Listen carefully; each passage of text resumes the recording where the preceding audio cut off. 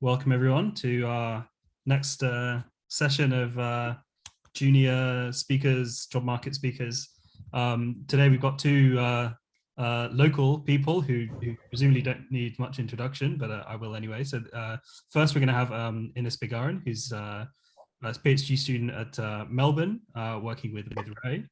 And she's going to be telling us lots of interesting things to do with Scalar Leptoquarks, the g-2 and various nice topics like that. So thanks for being with us, Ines, and get started.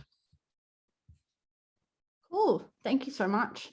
So I knew I'd forget something, but I forgot to write my supervisor's name on my front slide. So forgive me, please. So my talk is discussing some work that I've done that is covered in two papers by both myself and Ray Volkus. And it's on CP-violating single scalar leptoquark solutions for the g-2 and the implication for lepton EDMs.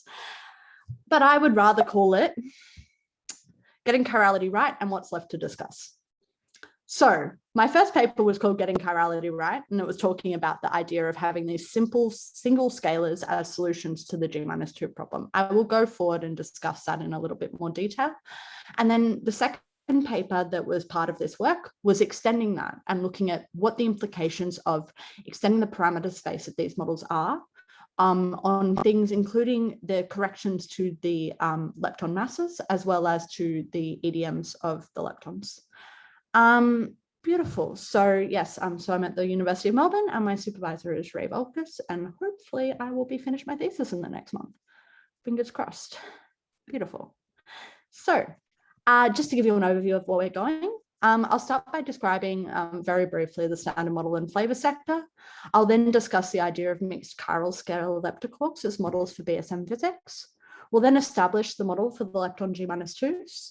And then I'll just very briefly discuss these assumptions of these models, the results, and then the implications of these models on future measurements. So let's begin. Of course, we understand the standard model of particle physics. We've got mesons, we've got baryons, we've got gauge bosons, and we've got the Higgs field. Most importantly are these three generations here. And most importantly for us in this talk will be the charged leptons here, the electron, the muon, and the tau. And in the standard model, we have two very related concepts, either helicity or chirality. So because a lot of my talk title refers to the chirality of particles, I wanted to very briefly just mention that the chirality is referring to the projection operator and whether or not the particle is an eigenstate of the left or right-handed projection operator. And helicity, so this left and right-handedness that is innate and related to the spin and the momentum of the particle, is equivalent to chirality in the massless limit. But here we're generally not talking about massless particles.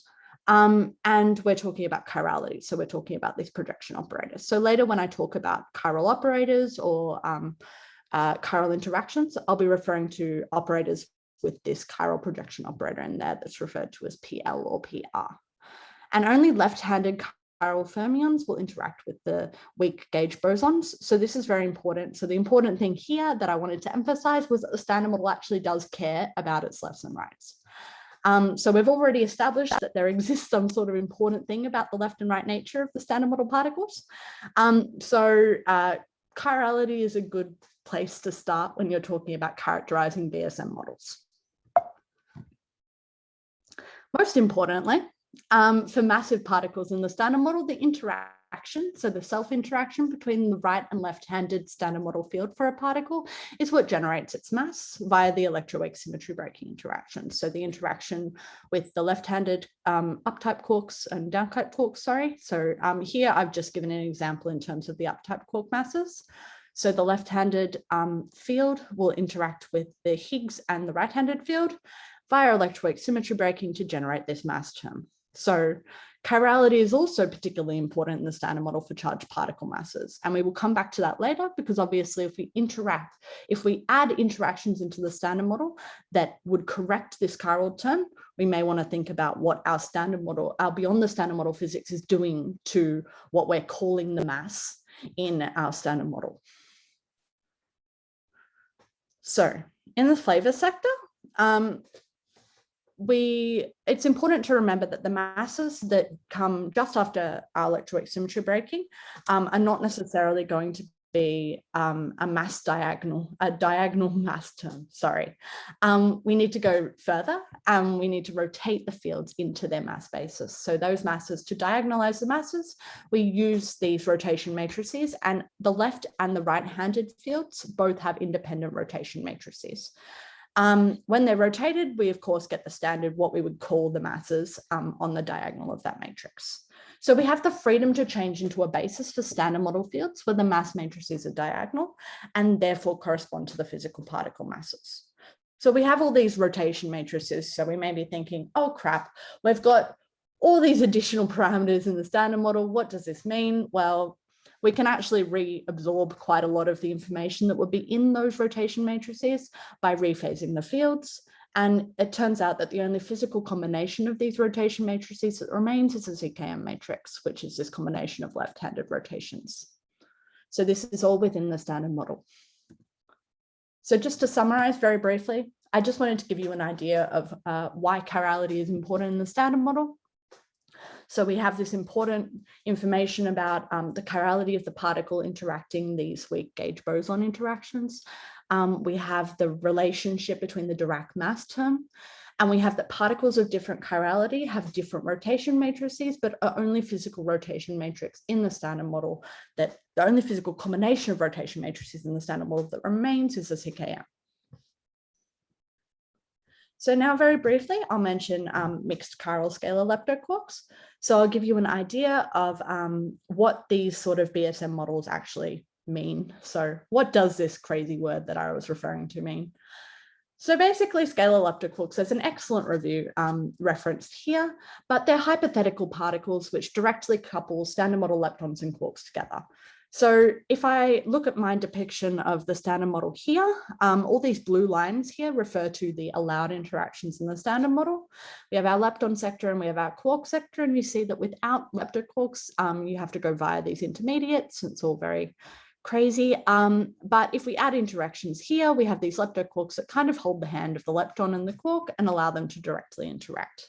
Another way of thinking about it is in the standard model, we have our quark and lepton distinct sectors, and leptoquarks would form some sort of continuum between the two.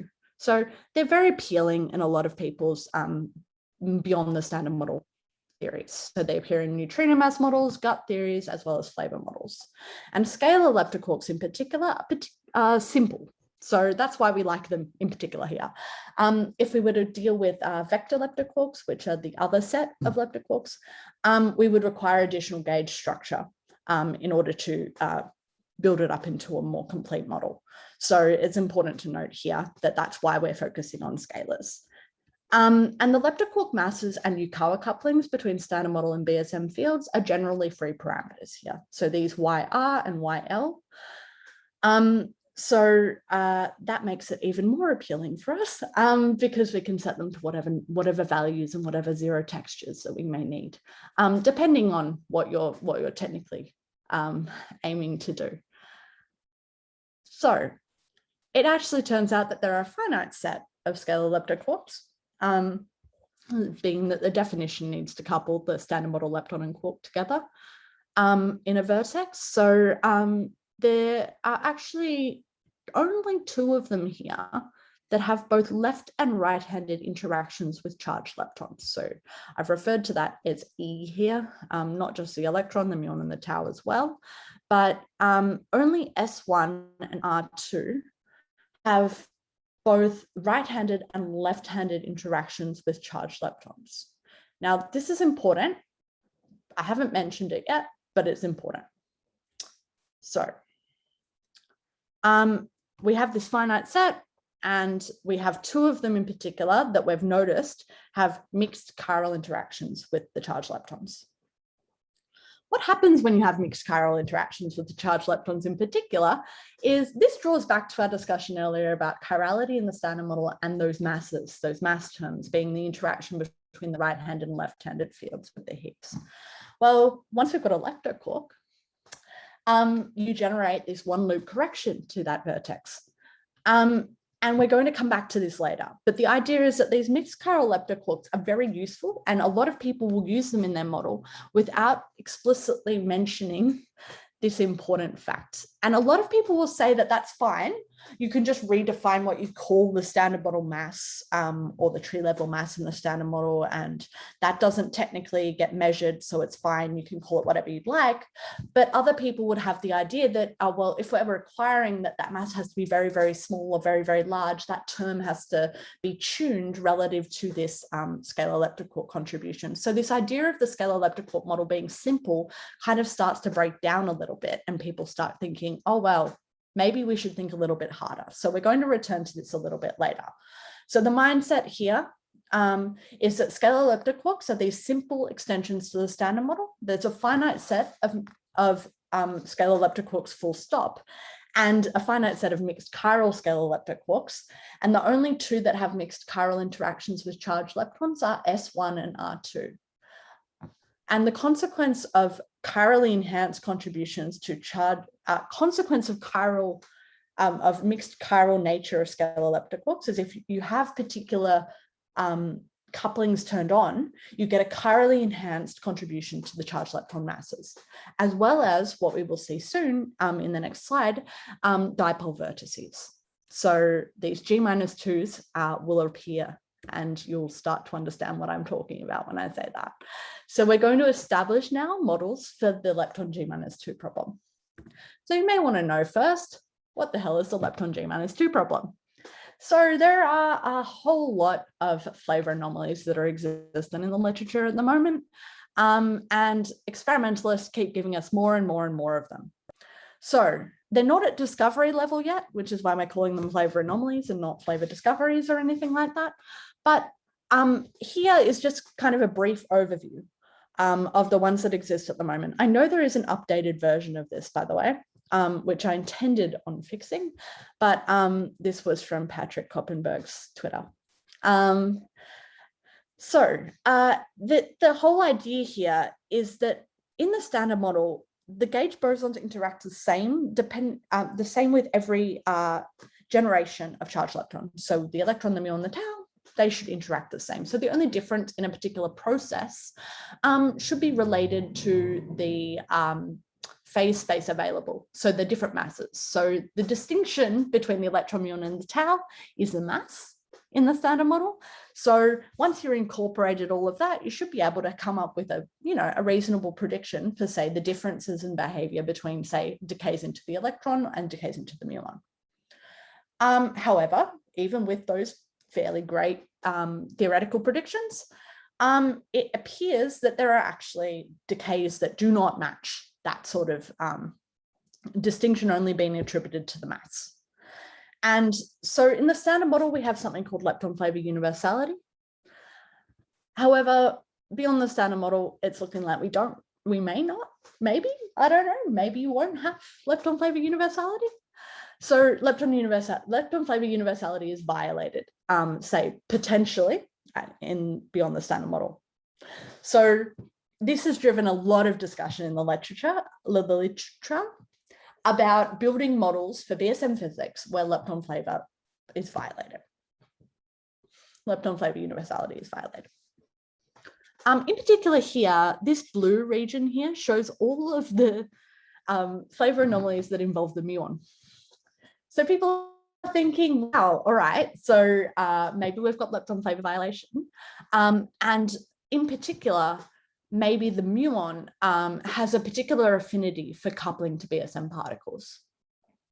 So of particular interest to me has been this anomalous magnetic dipole moment, also called the Muon G-2, which is currently sitting at a 4.2 sigma deviation from the standard model. So there's an excellent review of G-2 models that was given by some of our colleagues at Monash, as well as their collaborators. So if you are interested in different models, there's some discussion there. So in the standard model, we have that the electromagnetic dipole moment has been a long-term precision test for the standard model in QED. So the idea of calculating the interaction between the wobble, really, of the spin of the electron in a magnetic field. You can parameterize it by the difference between some leading order value G, and you can parameterize, the interaction strength. So this G value here, as the difference between what is measured and 2, which is the classical value from the Dirac equation.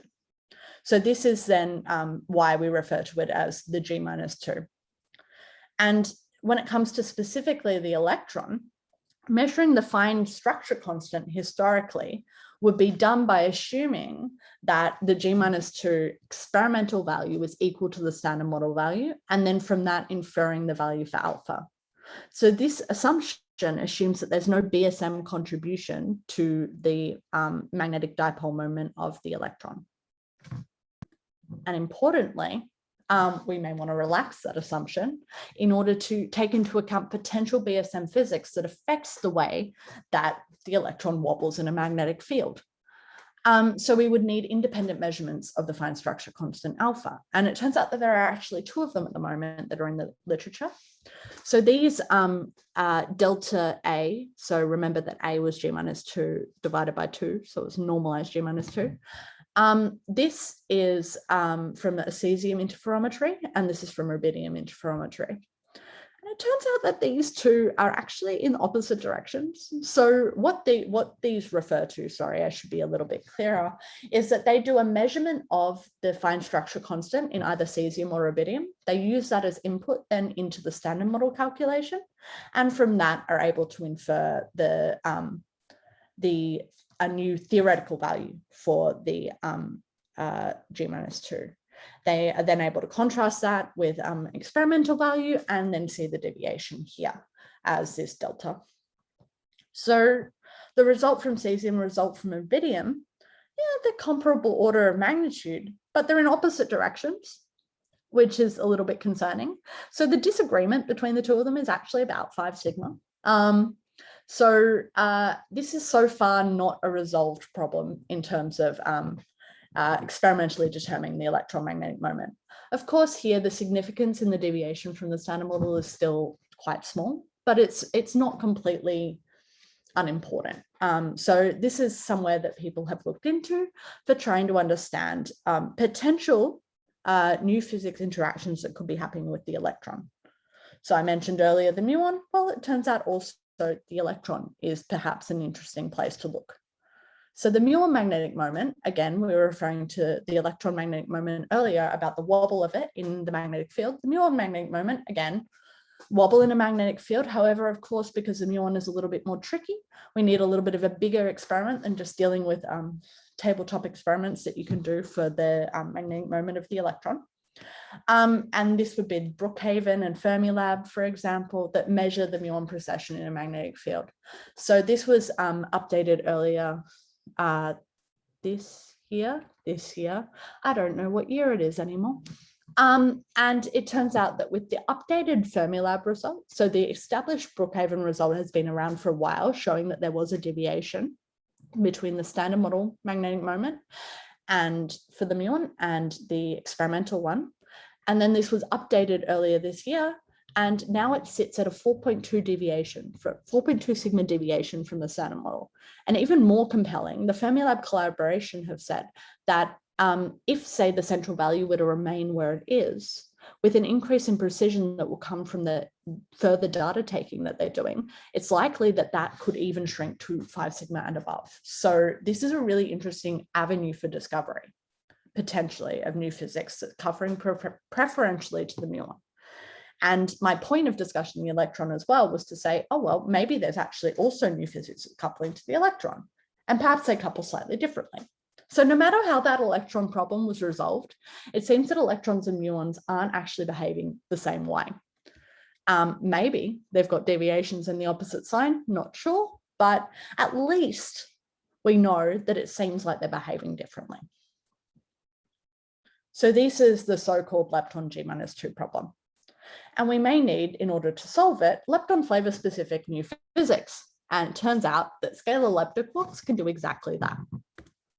So the lepton g-2 problem could potentially be solved by using mixed-chiral scalars. And what happens here is if we do the calculation, this is the interaction diagram. So assume that L is equal to L prime here, and that this photon can be connected either to either of the two central particles. And if we do the calculation, we have both a same chiral term, so the terms that are dependent on the right-handed coupling squared or the left-handed coupling squared, and also a mixed chiral term here. And this mixed chiral term here has an enhancement of the mass of the internal quark. And because of course, we remember earlier, we had an overview of roughly the energy scales of the standard model particle. If we can look at a very, very heavy internal quark, that enhancement can be very sizable because this one here is suppressed by the mass of the lepton. So we see the electron and the muon here are much smaller, but say we put, I don't know, a top quark in the center, then the enhancement for this term can be quite large. So something important to recall is that if we look at the lepton g-2 problem, we may think, all right, let's put a top quark in both the electron and the muon correction. So let's allow the scalar leptoquarks to couple in a way that they generate a top quark enhanced contribution to the g-2 of the electron and to the muon. Well, we can kind of look at this kind of like a puzzle piece where we can grab half of one of those diagrams and half of the other and smush them together. And it turns out that if we try and generate the order of magnitudes required for the g-2 of the electron and the muon, we generate dangerous contributions to mu to a gamma.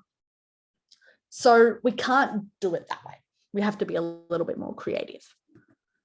So important way that we could go about that would be coupling the muon and the electron to different quarks. So we still need some sort of mass enhancement from the internal quark, and that's why we like mixed-chiral scalar leptoquarks, so we can grab that term that is dependent on both the right and left-handed couplings.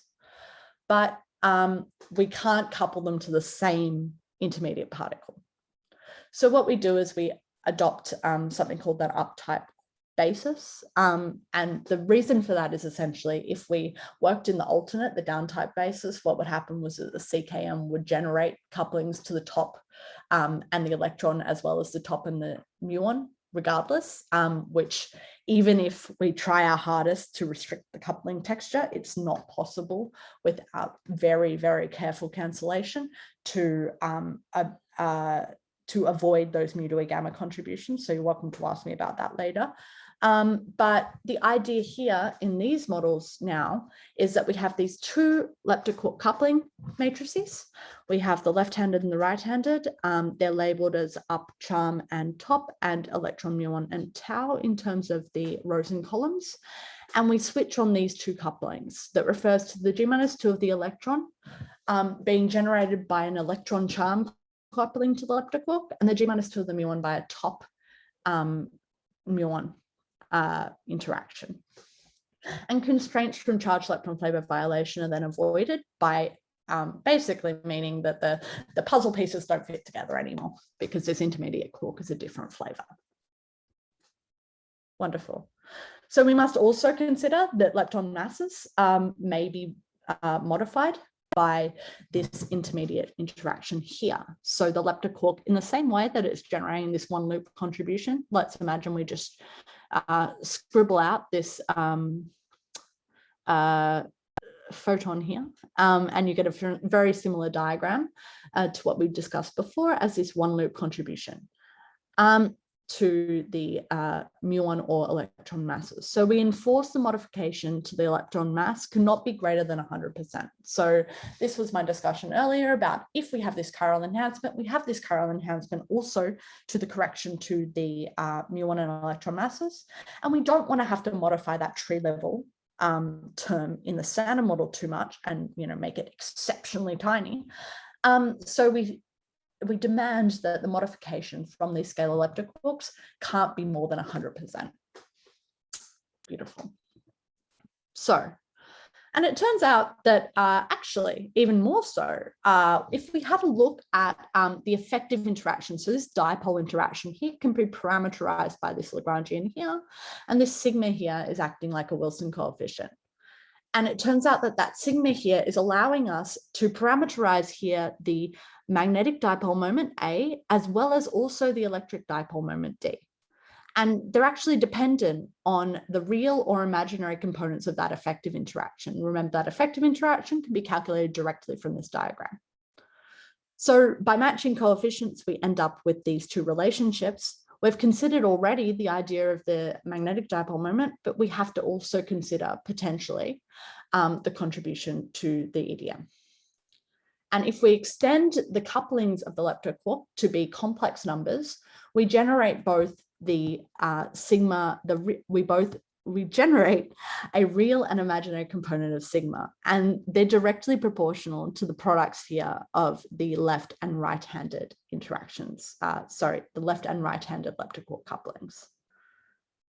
So if we allow non-zero leptoquark couplings that are complex, we also generate EDMs of the muon and the electron. So now very briefly, I'll just overview these results and implications. I'm aware I've only got a couple of minutes left, but basically I wanted to summarize the previous discussion there by saying that yes, we're aware that there are anomalies in both the electron and the muon MDM, and we call this the lepton G-2 problem. And even if the electron one goes away, we've still got a muon G-2 problem. And if they both go away, then hey, we did some interesting physics that maybe is applicable to future things. However, I digress. A scalar leptoquark solution to this problem could involve a chirally-enhanced contribution from either the S1 or R2 leptoquarks, where the contribution to the dipole moment of the electron is via a charm containing loop, and to the muon via a top containing loop. We enforce a constraint to mitigate the chirally-enhanced mass corrections that is defined as such. And if the leptoquark couplings are allowed to be complex, we also have to consider lepton EDM constraints. And what we're going to do in the last few slides is we actually will set the electron couplings to be real, basically because the EDM constraint from the electron is already quite strong. So if we were to have a look then at the electron magnetic moment versus the electron mass, we've set the electron couplings to be real, and I've expressed that very explicitly by looking at these real components here. If we consider a number of different leptoquark masses, so I've shown here for R2 the profile of the right-handed and left-handed couplings. So it turns out that this one here is the left-handed coupling, this one's the right-handed coupling. They just have different notation that can be found in my paper. But the point is here, the shaded region given by the delta ME is the allowed region beyond which we start getting dangerously large contributions to correcting the mass of the electron. And if we consider a mass of 2 TeV, 4 TeV, 6 TeV, we can see that as we're increasing this leptoquark mass, we're getting some ridiculous contributions here. So we need to be careful with how large this leptoquark mass is. And if we actually sit down and crunch through the mathematics, we find that there's actually a rough upper bound on the leptoquark mass here, both for R2 and S1. They're very similar, of 3.12 TeV. So they actually can't be that large. And that's promising because it's nice to know that maybe we might be able to see them. So this was one of the main results of my most recent paper. For the muon magnetic moment, we recall earlier that we had that the G-2 is proportional to the real component of the sigma L, which was our effective dipole interaction. That effective dipole interaction, in turn, is also proportional to this left and right-handed contribution of leptoquark couplings. Similarly, the EDMs proportional to that fraction of left and right-handed leptoquark coupling. So we can look at this diagram here again for the R2 leptoquark, and we see that there's a region here. So there's a very dark central line that you can't quite see for 2 TeV, but you can definitely see for this 6 TeV. That refers to the central value for the G-2 of the muon. You then have the 1 sigma region just outside of that, and then the 2 sigma region in dashed lines outside of that. So you can see that the central value here for the 6 TeV is way outside the correction to the muon mass that is generated. So that's saying, oh, we may not want to be trying to do this with a 6 TeV leptoquark. This is the imaginary component here, and the real component, which we've seen are related to the g-2 or the EDM. And by looking at the combination of the central values of the magnetic dipole moment, so the g-2s of the muon, with the mass correction constraint, we can actually get upper bounds for the S1 and R2 leptoquarks. So in the past, it's been inferred that perhaps for these chirally-enhanced models, we end up with these upper bounds, but these are specific upper bounds for the S1 and R2 model in the case that the top quark is generating the g-2 contribution. So these are independent of whether or not we're also trying to do the g-2 of the electron. So anyone who happens to be trying to use S1 or R2 to do g-2s, you may be interested in this for your future work. But yes, so these are the upper bounds on these masses. And it turns out that we also may want to parameterize the differences between the real and imaginary components, and we do that by looking at the differences in argument between the right and left-handed leptoquark couplings. And I've put in here a couple of benchmark values for those. And I've overlaid the 2 TeV, S1 and R2 regions over this. And so basically the point of this was to demonstrate that if we were to try and reach the central value for a particular combination of arguments for the left and right-handed contributions, would it be possible? Would it not be possible? So these are just a couple of benchmarks. There's also one that lies along here that has a 0 imaginary component, of course. So we could have just set all the imaginary components to 0. And those would also give us an interesting constraint. But I also wanted to extend this to show that if we have these complex couplings, there are actually regions that are interesting to look at outside of just setting all imaginary components to 0. And in fact, if we look at benchmark masses and combine the muon mass correction with the MDM, we can actually predict the muon EDM, which is actually within the reach of the Fermilab g-2 experiment that is currently collecting data potentially for measuring the EDM of the muon. So for S1 and R2, we get both of these inferring that in order to also fall within this correction to the muon here, satisfy also the central value here. You can see here this gray region indicates that an EDM generated in this region will be probed by either the PSI experiment, so this red, it's actually a band, it looks like a line, it's very small, and Fermilab. Beautiful. So yes, so anything in here would actually remain not explicitly tested, but anything outside of here would be potentially ruled out. So that is an interesting prospect for the future. So this 10 to the minus 22 is well within reach of the future Fermilab experiment, as well as for PSI. Beautiful. So we've deciphered that there are 2 viable single leptoquark solutions for the g-2, and we've used the S1 or the R2 leptoquark. And we actually did a full phenomenological study that can be found in this paper here. Chirally-enhanced contributions to the muon or electron allow us to constrain the leptoquark masses that are capable of being a solution to this lepton g-2 problem. And combinations of these mass corrections with the g-2 of the muon allow us to predict the model's EDMs that are actually within the range of future experiments. So thank you for listening. And this talk was based on 2 papers.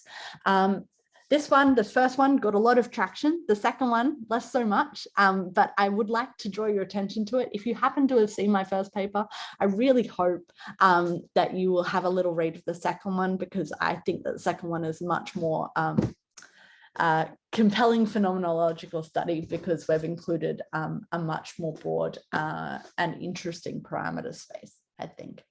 So please have a look at both of them, and thank you for listening. And yeah, thank you. Great. Great, thank you very much for that very nice talk. I think we have time for maybe one or two questions before we go on. Can somebody have anything they would like to ask right now, Archel? Yeah, can I have a quick clarification? So thank you for a very nice talk indeed. So when you're talking about the correction to the masses from those diagrams, what are they exactly? Is that there's some kind of finite shift in the pole masses, or why they cannot be, put in the renormalization of couplings? It can be, but it's just that when you do the renormalization of the couplings, it's just, okay. So this one I think is, it depends on who you speak to as to whether or not they think that this is an important thing to consider. So originally when I looked at it, I thought, oh, it doesn't really matter because I can just redefine things in the renormalization procedure and then I could just put the numbers in and whatever.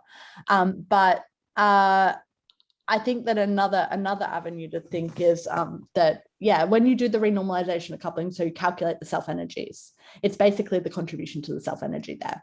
And the contribution can be quite large. So yes, you could redefine something in the renormalization procedure to absorb it, but it depends on whether or not you deem that to be technically natural, which I think is something that's up to debate. No, if it's a finite shift to the pole, then this is you have to take this into account, of course. Yeah. Yeah. Thanks. Mind if I make a comment? I think the correction that Ines is talking about can also be recast in terms of renormalization group arguments. And what you would find is that the RGE for, say, the electron or the muon mass would depend on the leptoquark mass. And by keeping the running within some, sort of subjective, reasonable bounds, you therefore get an upper bound on the mass of the leptoquark. That's actually the way I would prefer to think about it. Yeah, Ray prefers the RGE description. I don't know. I think it's important to clarify whether this is a running mass contribution or the pole mass. Mm-hmm. But do you get other corrections due to that? I mean, Higgs decays or and other observables because you're changing the muon mass. Absolutely, which is why. So the Higgs decay one, I definitely have a discussion of that in the paper, and the other observables less so. But by enforcing that constraint, we didn't then have to consider the highly modified muon mass. But yeah, if we had allowed it to just be whatever we wanted, which is actually what we did in getting chirality right. So in this paper, I just allowed it to be whatever. I didn't consider the muon mass correction in particular or the electron mass correction, which actually turns out to be more important for these models of both of them. And I was like, oh, the leptoquark mass, it can be 70 TeV. It's fine. It doesn't matter. But when I actually looked at what the influence would be on these mass corrections, if you try and push it up to that big, you're doing some crazy fine tuning. So, I mean, I think it was important that in the second paper, we addressed that because it really did reduce then the mass that we were saying that, oh, it's capable, you can do it, whatever, at 40 TeV.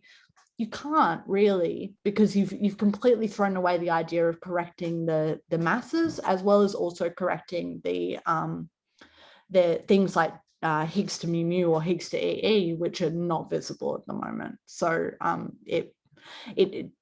that we're not the first people to look at the idea of correcting the masses or Higgs to LL or anything like that. But given that we presented this first paper, which was one of the more compellingly viable scalar leptoquark, single scalar leptoquark solutions, which other people had said were not possible, you can't do it. So we said, yes, you can do it. I thought it was very important to follow up by saying, yes, we can do it. And what we'd say about the mass constraint actually is more important to also consider these correlated constraints to do with interactions with the Higgs. Yeah. Okay, so I think in the interest of time, I think we should close this